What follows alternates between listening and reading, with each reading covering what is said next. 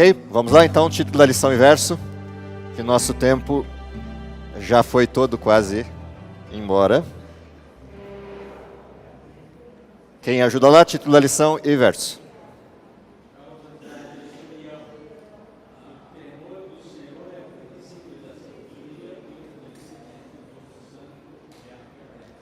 Ok. Antes da gente entrar no texto da lição propriamente dito, vamos para o auxiliar da lição, tentar entender quais eram os objetivos para a lição dessa semana, o que a gente tinha para ter aprendido, o que a gente tinha como sentimento ou motivação resultante desse aprendizado e, por fim, qual a prática prevista para a lição dessa semana. Primeiro objetivo, conhecimento. O que a gente tinha para aprender essa semana? Quem me ajuda?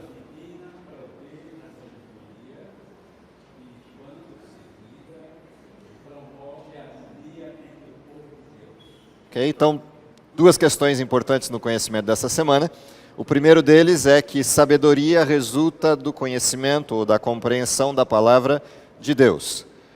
E aí um segundo tema para essa semana é que essa palavra, quando compreendida, produz harmonia entre aqueles que seguem a Deus, entre o povo de Deus.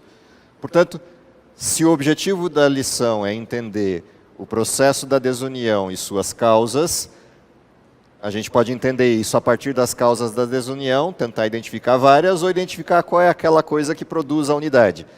E o tema central da lição dessa semana é que o que produz unidade é a palavra de Deus. Qual é a motivação? O que isso deveria resultar? A necessidade de compreender de forma pessoal a vontade divina revelada em sua palavra. Se eu entender que a única forma de produzir unidade é a compreensão clara da palavra de Deus, a motivação deveria ser partir para compreendê-la, ou seja, começar a estudar a palavra de Deus e entender os desígnios de Deus para nós. Qual a prática? Decidir seguir a palavra de Deus em lugar das inclinações pessoais a respeito do que é certo. Portanto, se eu compreendo que a palavra de Deus produz unidade, se eu me motivo a buscá-la porque desejo a unidade, o único jeito da unidade ser alcançada é praticar aquilo que eu aprendi. Eu estudo a palavra de Deus e tenho que praticar o que aprendi. Se não praticar, o processo da desunião persiste. Se eu olhar a palavra de Deus à luz de compreensão pessoal isolada, eu vou ter o mesmo tipo de problema, porque cada cabeça é uma sentença, cada compreensão é diferente da outra, o resultado é, continuamos com o processo da desunião ou desunidade.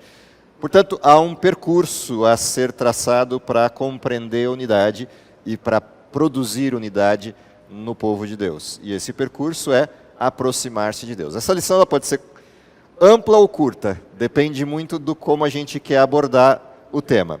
Eu gosto do caminho mais curto, neste caso. Uma vez que não envolve temas de grande desestruturação ou polêmica, o jeito mais fácil de compreender o sentido disso é a gente olhar para a história da lição e ver na história da lição onde estavam os pontos de ancoragem da desunião, ou seja, aquilo que produziu o esfacelamento do povo de Israel. Se a gente olhar os temas, se pegar aí a partir da lição de domingo, por exemplo, qual o primeiro problema com Israel? Que está logo no título da lição de domingo. Qual é o tema? Rebeldia.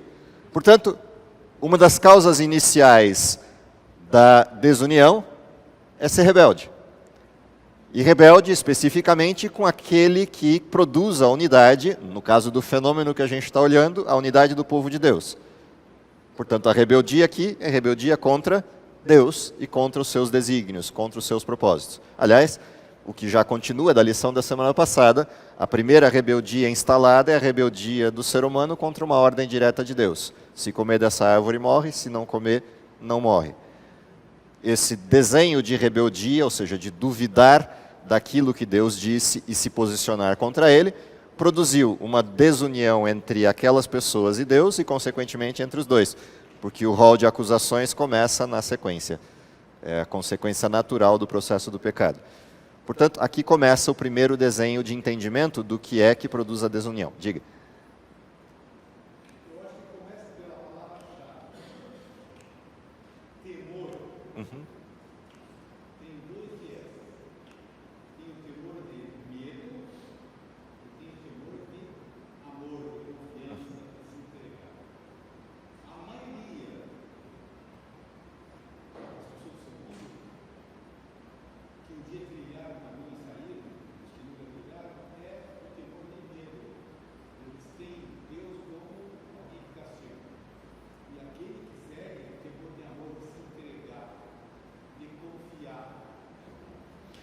Então, o problema com a questão do temor é que temor é consequência, não é causa. E aí é o nó. Se temor fosse causa, Israel não tinha perdido o padrão.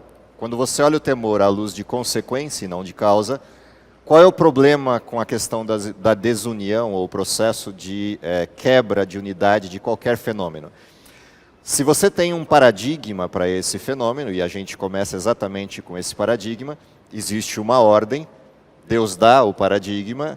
O que é a rebeldia? A rebeldia não tem a ver necessariamente com temor ou não temor, porque os dois sujeitos, os que se tornaram rebeldes, amavam a Deus. E não se tornaram rebeldes porque não amavam a Deus, e nem porque tinham medo dele. A questão é a compreensão que eu tenho a respeito do sujeito que deu a ordem. Enquanto essa compreensão não ocorre, você não tem as consequências do modelo. Portanto, o temor é segundo no processo e não primário no processo. O temor do Senhor, como desenho de princípio da sabedoria, ele só existe depois que eu já encontrei Deus. Então, aqui é a questão. Sim, independente de. Sim, independente de. É só quando eu encontro Deus que esse amor pode se desenvolver. Portanto, a primeira coisa no processo é a compreensão que eu tenho dele e o encontro que eu tenho com ele. Por isso é que a lição traz à tona que o processo começa pela compreensão da palavra de Deus. Onde está o nó da rebeldia? O nó da rebeldia está quando eu pego a palavra de Deus e a contesto a partir da minha informação, da minha referência. E se eu pego a palavra de Deus a partir da minha referência e não da referência de Deus para essa palavra, todo o restante estará distorcido e não importa o que seja ele. O segundo tema interessante dessa abordagem, se a gente pegar o percurso, é a forma como essa história de rebeldia de Israel se deu, que é a sequência da lição. Se você olhar a próxima lição, o que ela pontua? A causa da rebeldia é que o sujeito olha o conhecimento a partir do seu próprio paradigma. Por isso, se você vai ao livro de Juízes e olha a história do povo de Israel, e a descrição que o livro de Juízes faz de Israel é: cada um fazia aquilo que achava por bem e era reto segundo os seus próprios paradigmas, seus próprios olhos. Portanto, a consequência do distanciamento da palavra de Deus, ou da distorção dela, é imediatamente eu passar a tomar as decisões, mesmo chamando as decisões de certas, as decisões erradas. Porque eu passo a julgar o processo da verdade pela minha própria compreensão e não pela compreensão de Deus. A consequência disso é que eu vou tirar Deus de cena, que é o próximo tópico. Se você olhar a sequência, os dois próximos tópicos da lição mostram como Israel se distancia ao nível máximo de Deus, escolhendo ter um rei. E na consequência de escolher ter um rei, eles tiram o seu próprio rei. O que mostra o processo sequencial de distanciamento. Se eu volto na lição da semana passada e olho a maneira como Adão toma a sua decisão e Eva toma a sua decisão, Eva toma a decisão porque duvida da competência de Deus em dizer a verdade. Adão toma a decisão que tomou porque duvida da competência de Deus em resolver o problema. E, portanto, os dois se posicionam contrariamente a Deus por motivos diferentes, mas com causas muito semelhantes. Ambos tomaram a sua decisão baseados no seu próprio julgamento e não em perguntar para Deus se o julgamento dele estava correto, se a forma de enxergar estava correta. Quando Israel toma a sua decisão, toma pelo mesmo motivo. Israel olha para os povos ao redor e todos os povos têm um rei. E eles começam a se comparar com esses povos e julgar que Deus está distante demais deles para poder ser rei. E eles não se tornam valorizados pelos povos vizinhos porque não têm um rei. Pedem um rei e Deus adverte: se trouxeram um rei para dentro do percurso, eu deixo de ser o rei de vocês. E o paradigma pelo qual vocês vão guiar-se para a verdade passa a ser o rei que vocês colocaram. Se esse rei for bom, pode ser que vocês tenham um caminho bom, mas se esse rei desviar dos meus caminhos, todo mundo vai na carona. Mais do que isso, esse rei vai impor sobre vocês elementos de opressão. Taxas, impostos, desejos pessoais, corte, etc., que vem na carona junto com o reinado. esses elementos, junto com o reinado, vão produzir em vocês sentimentos inadequados e percepções equivocadas. Resultado, vocês vão debater entre vocês sobre essas questões. Isso vai produzir desunião. Diga.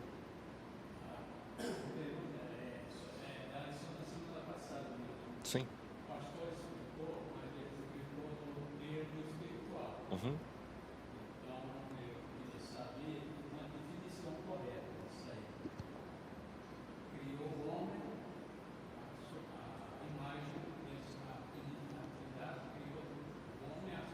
Uhum. Sim. Sim.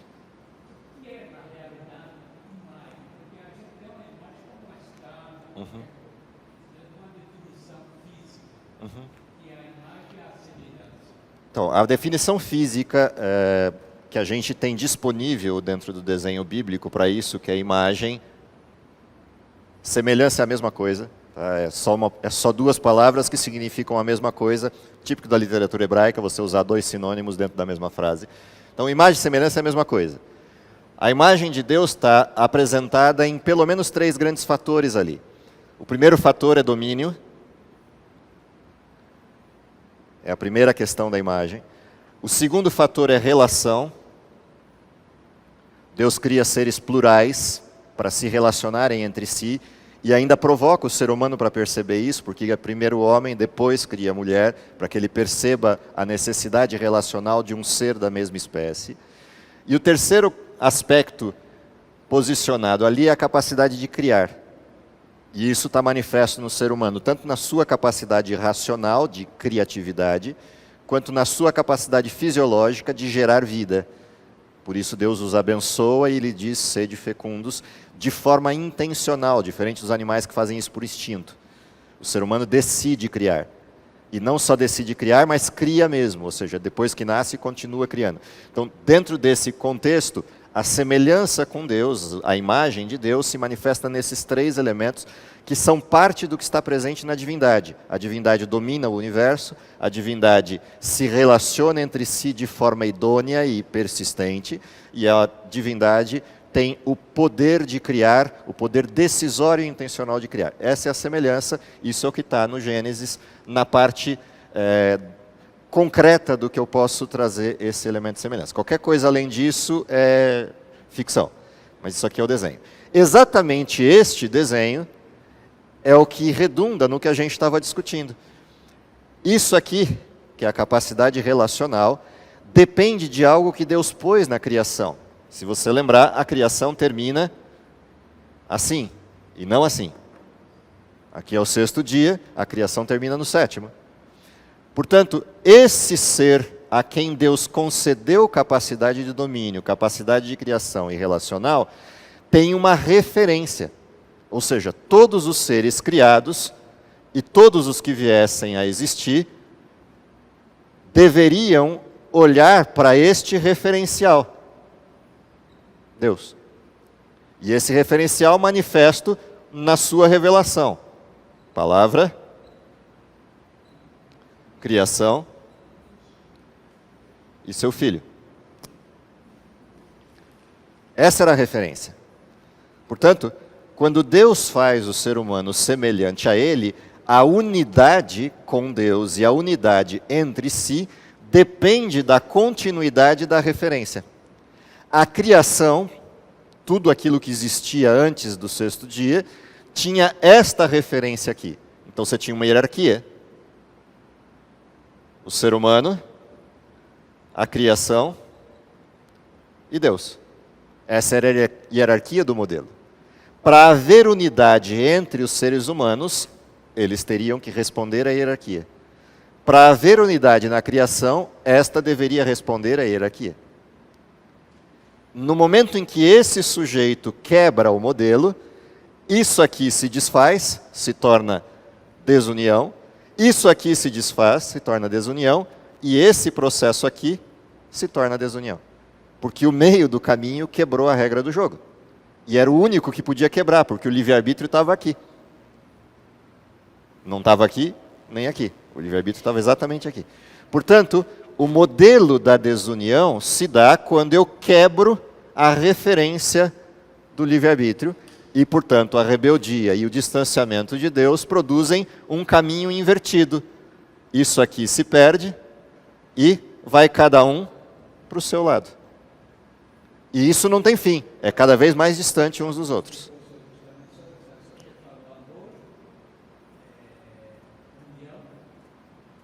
Que são os produtos, são os resultados de, ok? A fonte é amor, o resultado, unidade, e o resultado aqui, soberania ou domínio. Essa é a forma. Se você olhar, esse é o desenho da criação. E é isso que se perdeu. Portanto, qual é a forma de recuperar a unidade? Ela é muito simples, basta inverter as setas. Toda vez que você inverte as setas, quanto mais próximo as pessoas estiverem de Deus, consequentemente, como isso aqui são anéis concêntricos, mais perto estão uns dos outros. Quanto mais perto do propósito ou da unidade de pensamento, de propósito e pensamento, mais unidos estão os sujeitos que pensam assim. Portanto, o único jeito de recuperar a unidade, e não tem outro, não existe outro, é ter um propósito comum, cujo autor do propósito seja o sujeito que rege todos. Se você tiver propósitos comuns, mas não tiver um sujeito que reja todos, você não tem unidade possível. Por que o exército funciona? O exército funciona porque ele tem um propósito comum e uma cadeia hierárquica de soberania absoluta. Se você quebrar essa cadeia hegemônica de autoridade, o exército se desfaz. E todo mundo morre na batalha. Por isso, na batalha, não se questiona a ordem de quem está acima, nem a ordem de quem está acima, independente de quão irracional pareça a ordem. A regra do exército é obediência formal. No caso de Deus, tem um diferencial. No caso de Deus, eu tenho os paradigmas para essa obediência formal, porque Deus primeiro me dá o conhecimento para depois me dar as ordens. Deus me dá as referências para depois me dar as ordens e Ele não pede fé cega. Portanto, diferente de um modelo humano, de hierarquia, o modelo divino funciona adequadamente, que é o que a gente vê no desenho da história de Roboão. Por que se desfaz o povo de Israel? A soberania do rei de Israel chega a um nível de opressão tal que o povo se esfacela, o povo se parte em discussões de autoridade. O resultado, se separam as tribos, se separam os modelos, se encerra a questão. Se eu volto ao modelo de Deus, se eu volto a ter Deus como ponto central, haveria a possibilidade de união outra vez, de uma conjuntura formal outra vez. Portanto, se a gente quiser falar de unidade na fé ou unidade na igreja, como os textos do Novo Testamento apontam, como a única forma de solução para o problema do pecado e, consequentemente, como única forma de resolução da história, a única maneira disso se recuperar é o retorno à base, o retorno à palavra de Deus, porque é nela que se encontra a unidade. Ah, mas se a gente tiver um bom relacionamento com Cristo, um bom relacionamento com Deus, não se recupera a unidade? Sim, se ele for consequência do conhecimento da palavra de Deus. Não se ele for simplesmente um fator emocional de percepções pessoais de relacionamento. A impressão de um relacionamento é absolutamente distinta do relacionamento real. O relacionamento real com Deus, e aliás foi essa uma das causas do problema do pecado lá em Adão e Eva, é que eles perguntaram para todo mundo menos para a pessoa certa. No caso de Eva, a pergunta foi para a serpente. No caso de Adão, a pergunta foi para si mesmo. Quando ambos deveriam ter corrido para perguntar para Deus o que estava acontecendo. No problema do funcionamento da igreja cristã, é a mesma história. Enquanto nos perguntamos a nós mesmos as razões para as coisas, não haverá unidade, porque cada cabeça é uma sentença, e quanto mais distante de Deus, mais sentenças. Se todos forem perguntar para Deus o que fazer, todos chegarão às mesmas respostas e, consequentemente, todos terão o mesmo propósito, o que, consequentemente, causa unidade. Esse é o formato. Sim. Sim.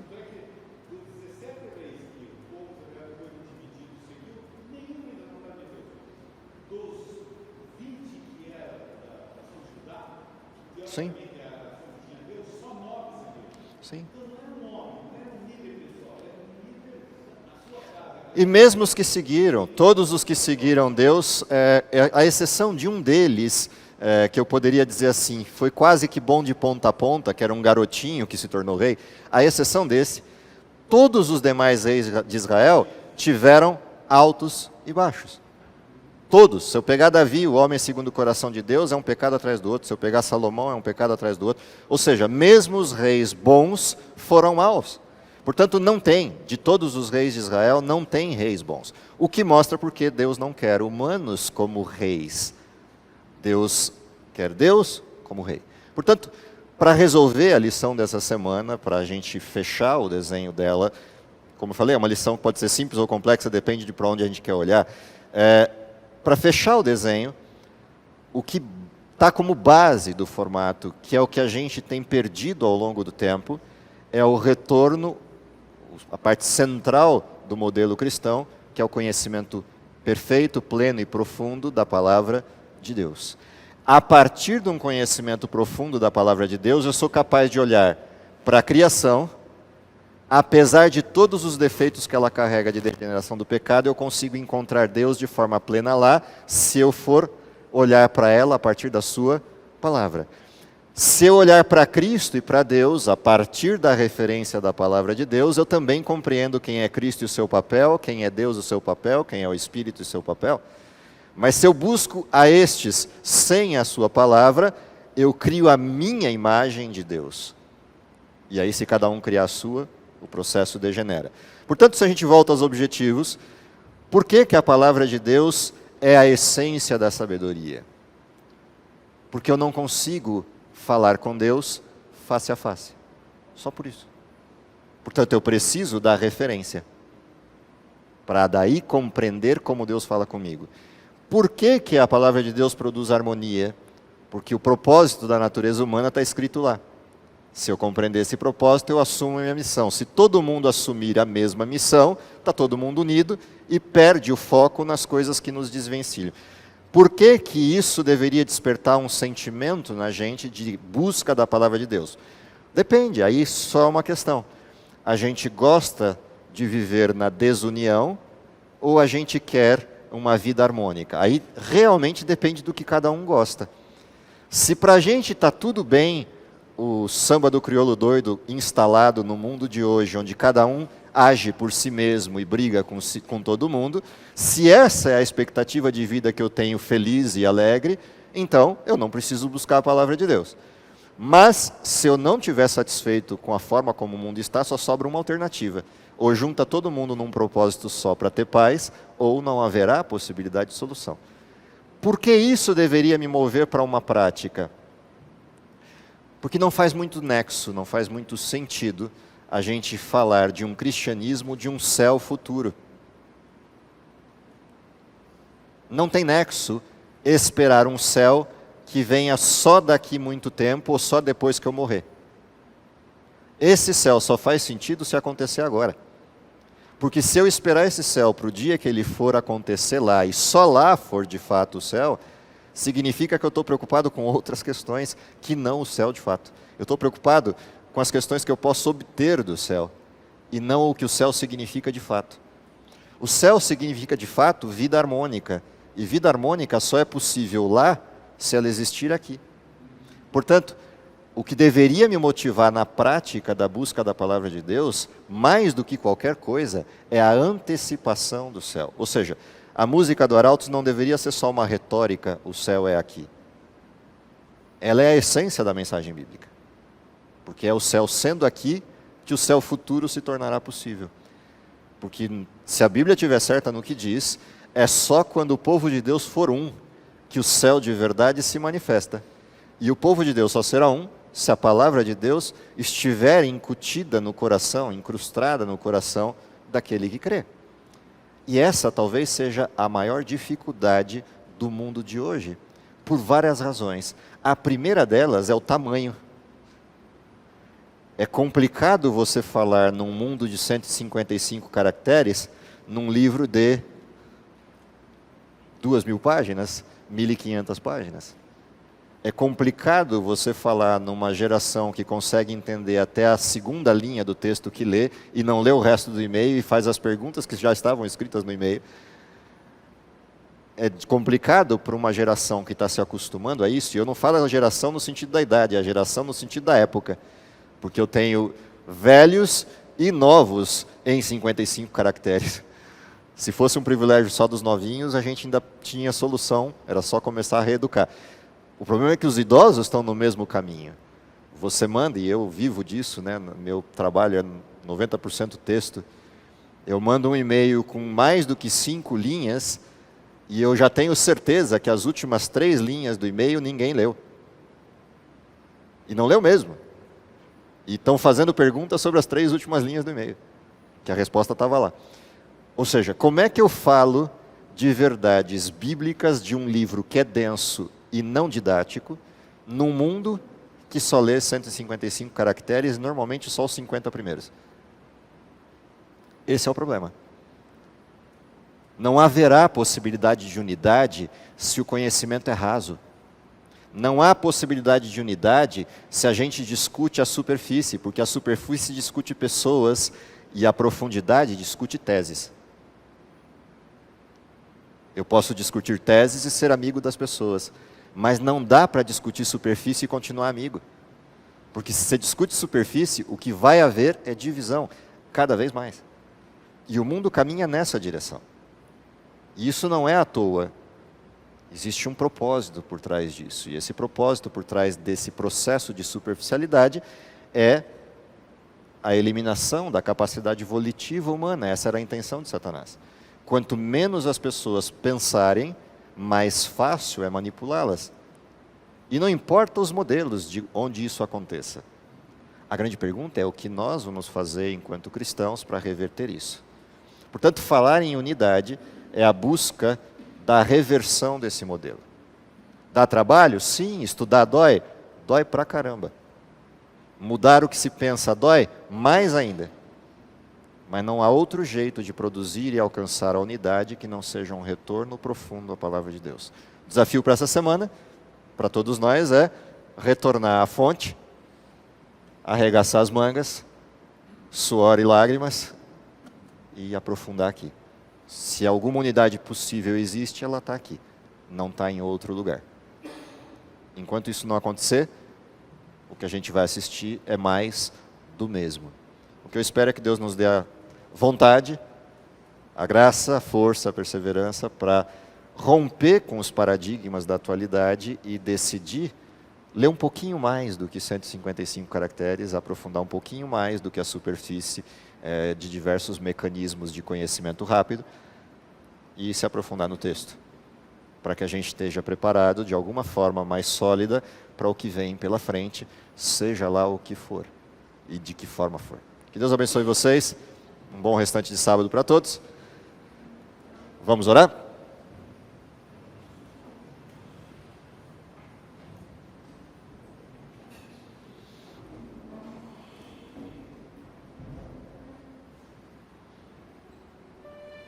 Querido Pai que está nos céus, te agradecemos em primeiro lugar pelo dom da vida.